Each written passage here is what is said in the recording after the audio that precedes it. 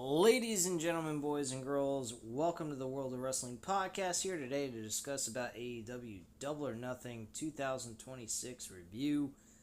This show, guys, was fucking fun as shit. This was a really fun, entertaining event. Most of it was really good. Some of it was, didn't need to be there. But overall, the action that took place in this event was superb as hell. I don't have too much complaints about it, and I honestly think it lived up to its expectations. The opening match was the tag team title match in an I Quit, no holds barred match, and had Cage and Cope lost, they would have had to retire as a team. And that did not happen. Adam Copeland and Christian Cage walked away as the new AEW Tag Team Champions against Dax Hardwood and Cash Wheeler from FTR. This was a very, very good opener. It felt to me like you could have booked this as the main event of the show. They did some outrageous shit. They used the ropes. They removed the ropes from the top of the turnbuckles and all that. They used a 2x4 with spikes on it. They were doing all kinds of insane and outrageous shit. I honestly think what they did here tonight was superb and entertaining as hell. Both teams really did a great job together.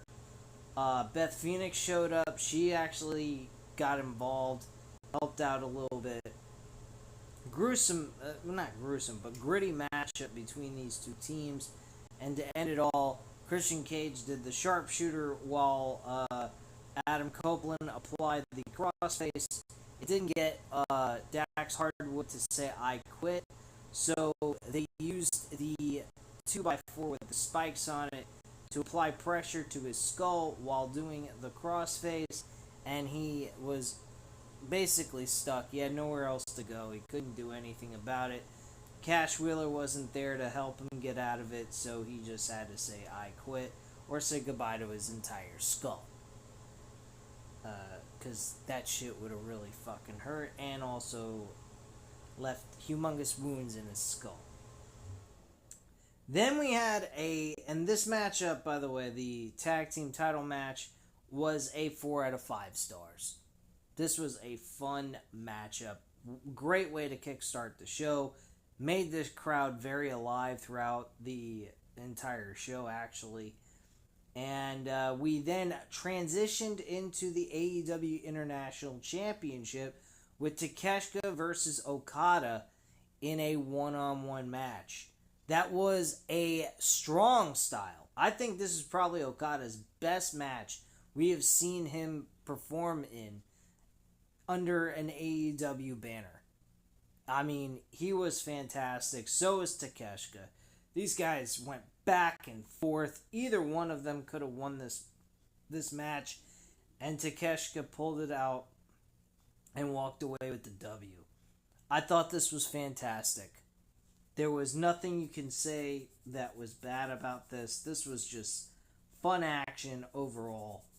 And I thought this was great stuff. 4.5 out of 5 stars. Takeshita wins and walks away with the dub.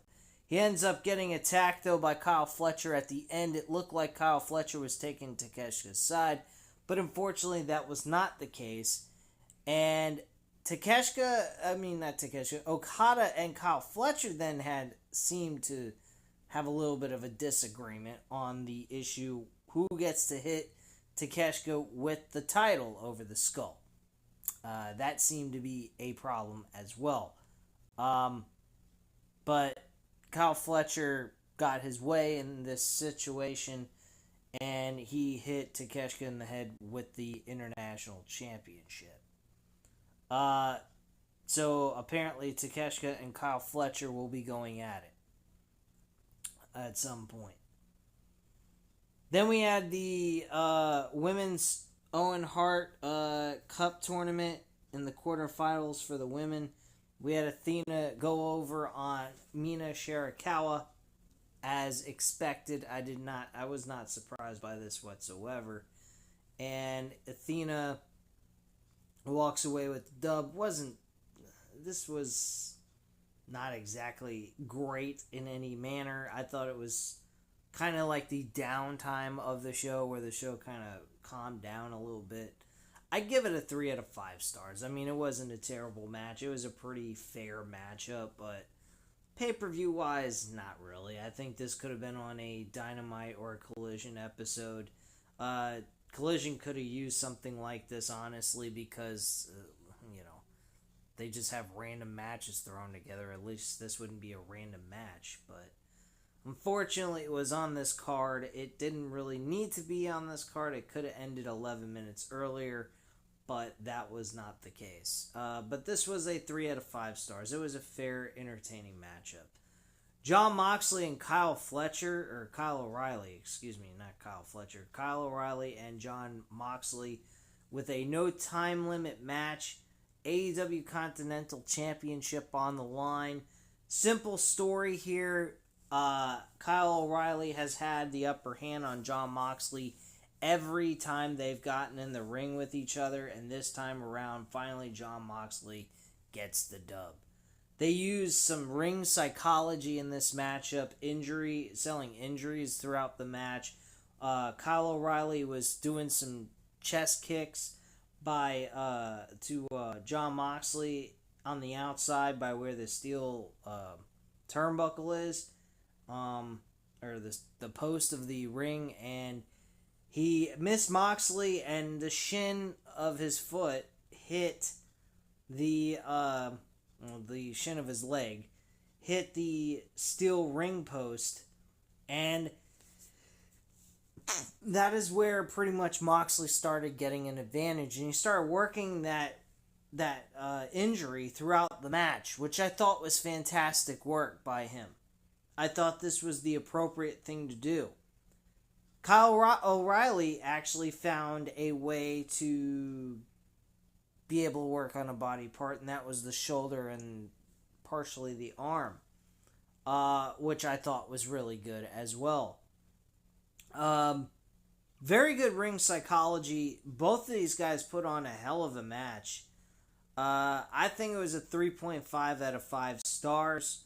It just didn't have the biggest storyline, honestly, that made it feel like pay-per-view-esque. I think this could have been on like a special form of Dynamite, like if it was like a televised pay-per-view type of event show. This could have been played on there as well. But it did have a simplistic storyline that went into it to build towards this. But the story was on and off. It wasn't consistent. So it kind of, and they explained that through the video package leading into the match. So it was on and off, so it wasn't consistent throughout leading up to this pay-per-view. But yeah, this match was not bad at all. 3.5 out of 5 stars. I think it's a fair rating for this, and I think the in-ring work that these two did was really good. Jon Moxley won by a ankle lock. He actually did not win by the rear naked choke or anything like that. He actually worked on the leg and worked on the ankle part of his leg, and he managed to get Kyle O'Reilly to finally just tap out, and he walked away with the W with the AEW Continental Championship. Him and Kyle O'Reilly shook hands, though, right after the match was over. The Death Riders did not get involved in anything that happened here after the match was over, so it was just a clean, respectful competition between these two, and that's where it was left. Then we followed up with the Will Ospreay and Samoa Joe match for the men's Owen Hart Cup tournament quarterfinals. This match was pretty good too. I'd give it a 3.5 as well. They didn't give it a whole lot of time, only 13 minutes and 55 seconds, which I'm kind of surprised by. Will Ospreay usually goes full throttle for like almost 20 minutes. He didn't even get close to that. I mean, 7 minutes off, but still, I mean, usually he's going about 15 to 20 minutes easy, if even if it's not in the main event. Sometimes even over 20 minutes. Um, but yeah, I thought this was a pretty decent matchup. 3.5 out of 5 stars. Will Ospreay picks up the W, and that's pretty much it. Swerve Strickland and Bandito. I think this match was a little bit better than the Will Ospreay match. And by the way, Will Ospreay and Jon Moxley, while Will Ospreay was making his way to the ring, Jon Moxley, when his match was over, he didn't actually leave the area of the arena. He was actually in the stands watching Will Ospreay get into the ring, and he acknowledged him as to say, "Hey, good luck, man." That type of thing. And the whole operation here is Will Ospreay is no longer taking his anger out on the Bullet Club, the Death Riders. Jon Moxley has convinced him that he can make him even a deadlier weapon than he already is, and training him to get to that world championship that he absolutely wants to get to. I honestly don't like that. I don't know why he would need the Death Riders to do that. That's really not necessary in my personal opinion. And I don't think that is the right move. But that's where they're going with this. I have no idea why. But, I don't know. I guess Tony Khan's just trying to do some little tricks and swerves and twists and turns through this so-called story he's trying to tell. I don't know. I just think it's a little convoluted and just kind of silly. Samoa Joe was upset with him as well, with going with the Death Riders, which makes a lot of sense, but at the same time, he doesn't need Samoa Joe and the Ops to help him get where he needs to go as becoming world champion. Next, we had, getting back to Swerve Strickland and Bandito. This was a fun matchup. I thought this was entertaining as well. This definitely kicked ass. 3.5 out of 5 stars, though, but it was really a decent matchup. Swerve Strickland walked away with the W as well. Tekla defended her Women's World Championship against Akira Shida, Jamie Hayter, and Chris Statlander. And Tekla, of course, retains her title. Like anyone thought Tekla was going to lose in this fatal four-way match. Chris Statlander and Akira Shida had some differences with each other, and they weren't too happy with one another during this matchup. But Tekla walked away with the W. Following that, we had the rating on this, I'm going to give it a 3 out of 5 stars. It was pretty average. Nothing too exciting or spectacular happened, but I'd say it was a pay-per-view type matchup that belonged here.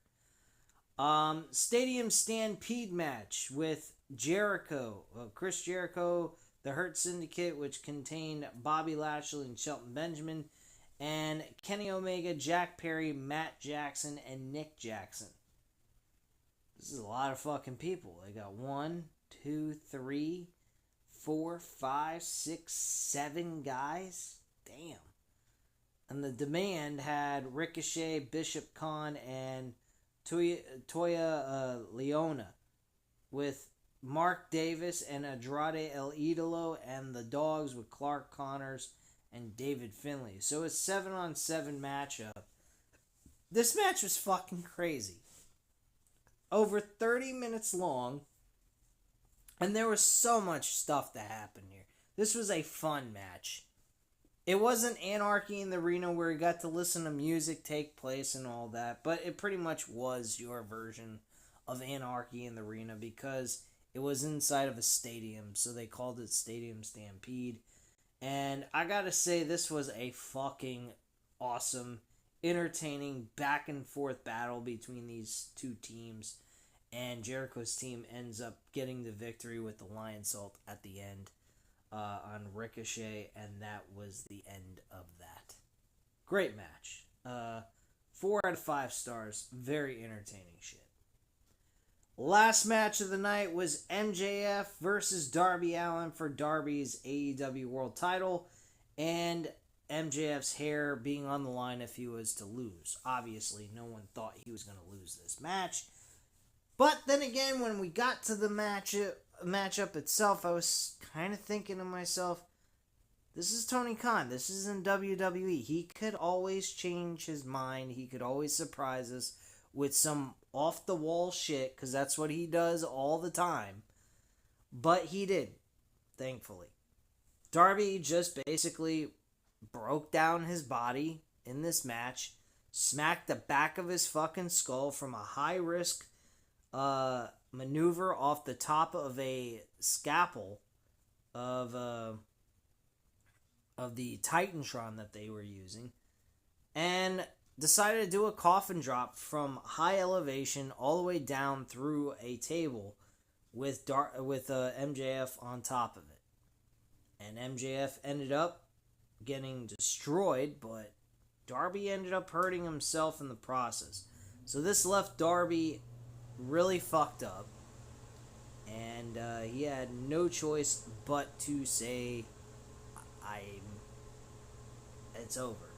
He had blood coming out of the back of his skull. He probably gained a concussion, and he then had MJF in a sharpshooter in the middle of the ring to ultimately try to get him to submit, but was unable to because of the blood loss in the back of his skull. He lost consciousness, and he fell to the floor. The hold was broken from that point, and MJF went ahead, got the advantage, and then eventually did the head takeover and got the W for the 1, 2, 3 at the end of all of this.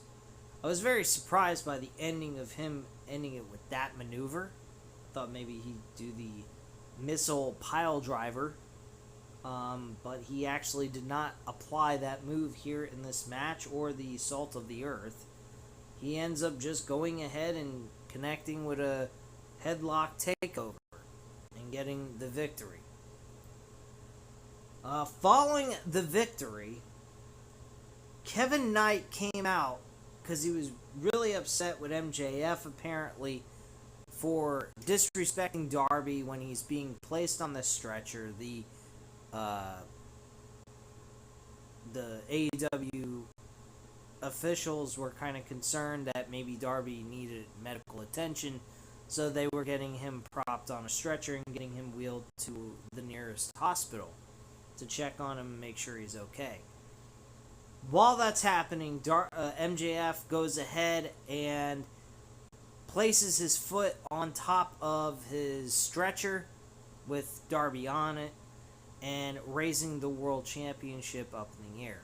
This really made Kevin Knight upset. He ran down to the ring and tried to attack MJF. MJF ran up the ramp to retreat, and Kevin Knight is standing on the top of the turnbuckle.